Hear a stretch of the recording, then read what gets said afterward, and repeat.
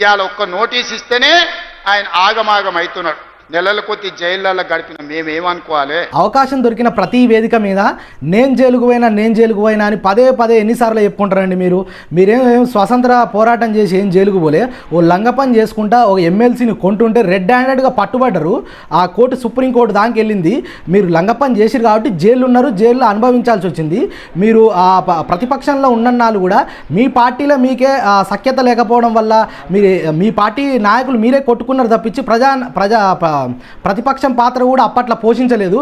అంతో ఇంతో కష్టపడ్డదంటే ఆ బీజేపీ పార్టీ నాయకులు కష్టపడ్డరు, కార్యకర్తలు కష్టపడ్డరు. అప్పుడు బీఆర్ఎస్ పార్టీ పైన కొట్లాడిరు, ప్రజా సమస్యలపైన లేవనెత్తిరు, ప్రజల తరపున కొట్లాడిరు. మీకు సీఎం కుర్చీ తేరగా వచ్చేసింది, లక్కీగా గవర్నమెంట్ వచ్చేసింది. మీకు ఒక ఏం కానీ విజన్ కానీ ఏది లేదు తెలంగాణకి చేయాలని. మీకు లక్కీగా రావడంతో ఆ కేసీఆర్ మీద ఉన్న గర్జుతోని వాళ్ళ మీద ఏదో పగబట్టినట్టు వాళ్ళని నాకు చేసిందే వాళ్ళకి చేయాలన్నట్టుగా మీరు ప్రవర్తిస్తున్నారు తప్పించి తెలంగాణను ఒక గొప్ప స్థాయిలోకి తీసుకుపోవాలనే ఒక విజన్ అయితే మీకు కనిపించలేదు.